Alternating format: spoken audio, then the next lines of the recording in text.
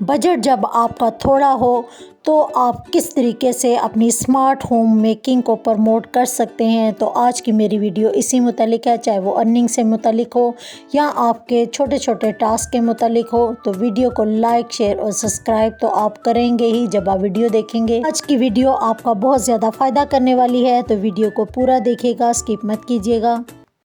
बिस्मिल्लाहिर्रहमानिर्रहीम। अस्सलाम वालेकुम। इब्तिसाम क्रिएटिव पावर में आपको खुशामदीद है। Welcome to my channel. हमेशा खुश रहें, आबाद रहें।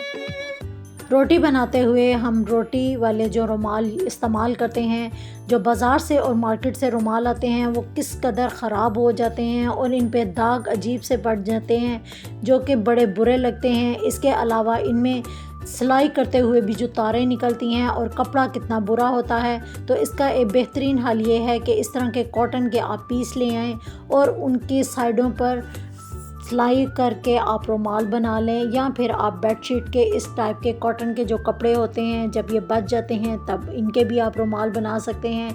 ये धोने में इंतहाई आसान होते हैं और इनके ऊपर चिकनाई के दाग भी अगर बन जाएं तो इनको हल्का सा सर्फ लगाकर आप आसानी से धो सकते हैं। जबकि जो मार्केट में रुमाल आते हैं उनको धोना भी काफ़ी मुश्किल होता है और ग्रीस के दाग इनके अंदर बड़ी बुरे लगते हैं और निकलना भी काफ़ी मुश्किल हो जाता है। इस तरह के छोटे छोटे जो रुमाल हैं मैं ख़ुद ही घर में सिलाई करके बना लेती हूँ, जो कि काफ़ी बेहतर रहते हैं और काम भी मेरा आसान हो जाता है।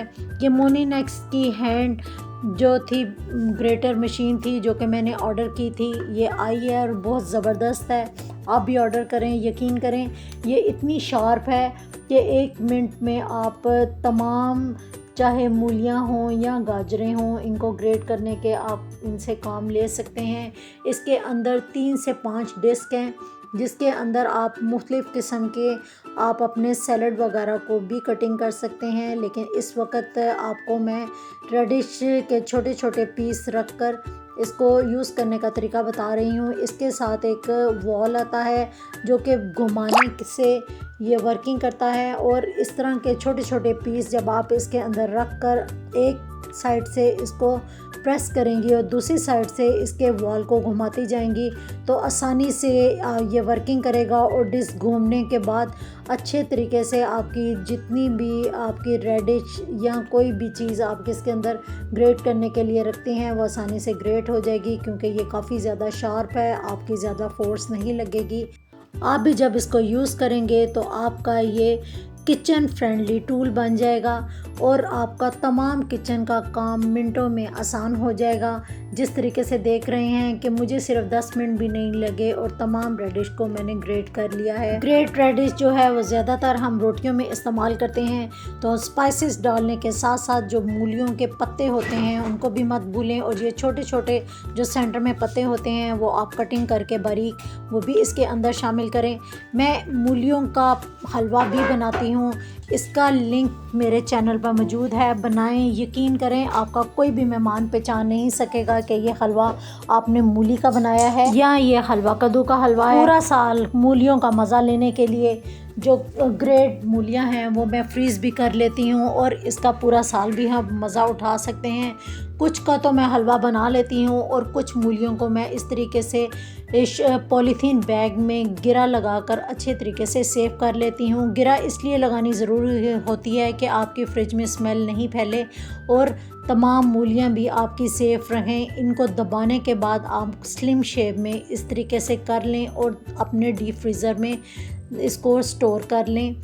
ये पूरा साल भी सेफ़ रहती हैं और जब भी आपको इसकी नीड हो आप शॉपर निकाल के माइक्रोवेव में रखें तो मूलियों का पानी ऑलरेडी खुद ही अलग हो जाएगा।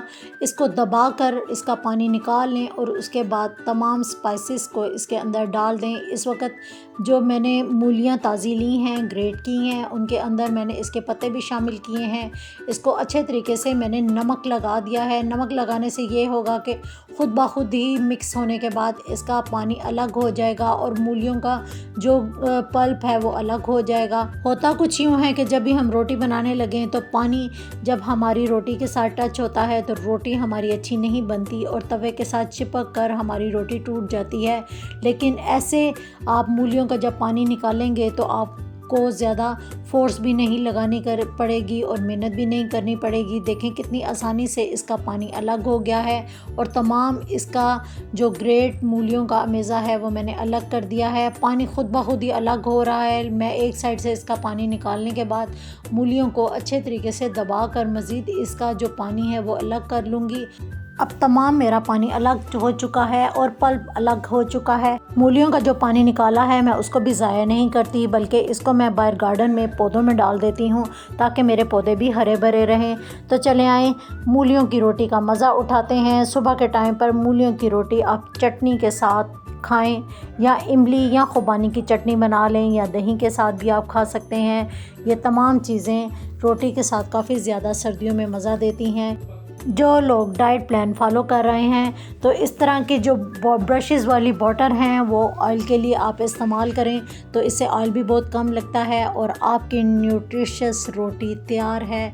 तो चले आएँ इसका मज़ा उठाते हैं और मज़े लेकर खाते हैं। सरसों का साग आजकल तो बहुत ज़्यादा घरों में बन रहा है, ख़ास तौर पर पंजाब में तो स्पेशली घरों में भी तकसीम किया जाता है। मैंने भी साग जब बनाया था तो काफ़ी ज़्यादा बनाया है। मैं इसको स्टोर भी करती हूँ। तो इस तरह के जो एयर टाइट आपके डिस्पोजेबल बॉक्स हैं इनमें स्टोर करने के लिए साग बहुत बेहतर रहता है। इस तरह के पैकेट बनाकर छोटे छोटे जो बॉक्स हैं वो मैं रख लेती हूँ और डीप फ्रीज़र में इस तरह रखना भी आसान हो जाता है। आपकी रिक्वायरमेंट हो तो आप बड़ा डिब्बा निकाल लें और अगर आपको कम चाहिए तो छोटा डिब्बा निकाल कर आप साग का मज़ा उठा लें। ट्रेंडिंग में रिबन DIY का बहुत ज़्यादा फैशन जा रहा था, तो मैंने कहा मैं क्यों पीछे रहूं, मैं भी अपनी बहनों को ये सिखाती हूं। तो एक आप कार्ड ले लें, कार्ड के गिर्द रिबन को रोल करते हुए तकरीबन 9 से 10 सर्कल लगा लें और इस तरीके से आपकी रिबन की सेम पैमाइश करनी आसान हो जाएगी। इसको राउंड करने के बाद आपके तकरीबन 9 से 10 पीस आ जाएंगे जिसकी आप कटिंग कर लें। कटिंग के बाद जो तमाम पीस है आपके अलग अलग हो जाएंगे और नीचे वाले हिस्से को भी आप अलग कर लें। इस तरीके से आपकी बिल्कुल सेम पैमाइश के ये तमाम पीस आपके हाथ आ जाएंगे। एक छोटा लाइटर ले लें और इस तरीके से जिस तरह आप वीडियो में देख रहे हैं सेम इसी तरीके से इसके कॉर्नर को मोड़ने और मोड़ने के बाद लाइटर से हल्का सा गर्म करने के बाद प्रेस कर लें तो ये आसानी से आपकी जो है पेटल्स वगैरह बनती जाएंगी। इसको दोबारा आप मोड़ें तो दूसरी पेटल को भी इसी तरीके से बनाती जाएं। जितने भी मैंने पीस काटे थे इन तमाम को टर्न बाय टर्न मैं इसी तरीके से ही मोड़ती जाऊंगी और छोटी छोटी सी पेटल्स बनाती जाऊंगी। ये करना काम नहायत आसान है। अगर आपके पास लाइटर नहीं है तो ये काम आप कैंडल से भी ले सकते हैं। कैंडल से भी ये काम करना काफ़ी आसान हो जाता है, लेकिन लाइटर आपको ज़रा इजी रहता है कि ये काम करने में आसानी हो जाती है। दोबारा पेटल को सेंटर से आप मोड़ लें और मोड़ने के बाद इसकी सेंटर से इसको जब आप फोल्ड करेंगे तो फोल्ड करने से इसका ये सेंटर में एक कर्व सा आ जाएगा, जिससे आपकी पेटल काफ़ी अच्छी शेप में आ जाएगी। इस तरीके से मैंने काफ़ी ज़्यादा पेटल्स बना ली थी। लाइट चली गई है तो मुझे ग्लू गन को इस तरीके से यूज़ करना पड़ गया है ताकि मैं अपना काम भी ना रोकूं और आपको अच्छे तरीके से ये समझा सकूं। तो हम ये काम इस ग्लू गन से ही लेने जा रहे हैं। इसको टर्न बाय टर्न एक दूसरे के ऊपर ओवरलैप करते हुए आप पेटल को पेस्ट करते जाएं और तमाम पेटल्स को लगा लें। हत्ता कि 9 से 10 पेटल मैंने इसी तरीके से ही इसके साथ अटैच कर दी हैं। काम को जल्दी लेने के लिए आप इस तरह के 9 से 10 पेटल को आप अटैच करके लंबी लंबी सी स्ट्रिप बनाकर रख लें। तो जब भी वर्किंग करनी हो तो आप इसको पकड़ें और इस तरह यूज़ कर सकते हैं। जिस तरीके से देखें एक लंबी सी स्ट्रिप जो है वो बन चुकी है। अब बहुत प्यार के साथ इसको मोड़ते जाएं। थोड़ी सी शैशलिक स्टिक के साथ गम लगाएं और गम के साथ साथ इसको अंदर की तरफ घुमाते जाएं और घुमाने से ये होगा कि आपका जो फ्लावर है बड़े अच्छे तरीके से बन जाएगा। अगर ज़्यादा आप घुमाएंगी तो फ्लावर की शेप में थोड़ा फॉल्ट आ जाएगा। इसको उल्टा करने से ज़्यादा अच्छी शेप बन सकती है। इस तरीके से एक नेट का पीस लें, इसको फोल्ड करें और फोल्ड करने के बाद अब मैंने इसको 4 पार्ट में डिवाइड कर दिया है और तमाम इसके जो एजेस हैं उसको बराबर करने के लिए जितनी भी इसकी नोक हैं उनको अच्छे तरीके से आप क्लियर कर लें, ताकि जब भी आप इसको फोल्ड करें तो ये एक अच्छी शेप के साथ बन जाए। जिस तरीके से आप देख रहे हैं कि मैं इसकी फोल्ड लगा रही हूँ, सेम उसी तरीके से आप इसकी फोल्ड लगाएं। तो इस तरह देखें 4 कॉर्नर्स इसके कितने नुमाया नज़र आ रहे हैं। अब इसको ग्लू गन लें और ग्लू गन के साथ फ्लावर के नीचे वाली तरफ आप इसको पेस्ट कर दें। ठीक दूसरा भी पीस लें और इसके अपोजिट दूसरी साइड पर इसको इसी तरीके से ही पेस्ट कर दें। अब दोनों नेट के पीस मेरे पेस्ट हो चुके हैं। देखने में फ्लावर मेरा भरा भरा और काफ़ी नीट लग रहा है। अब एक शीट लें, इसको मेटालिक शीट भी कहते हैं और ये काफ़ी ज़्यादा मज़बूत और अच्छे प्लास्टिक की शीट होती है। इसकी तकरीबन कॉस्ट बाज़ार से 100 रुपीज़ की आती है। इस शीट के भी आपने 4 पार्ट करने हैं।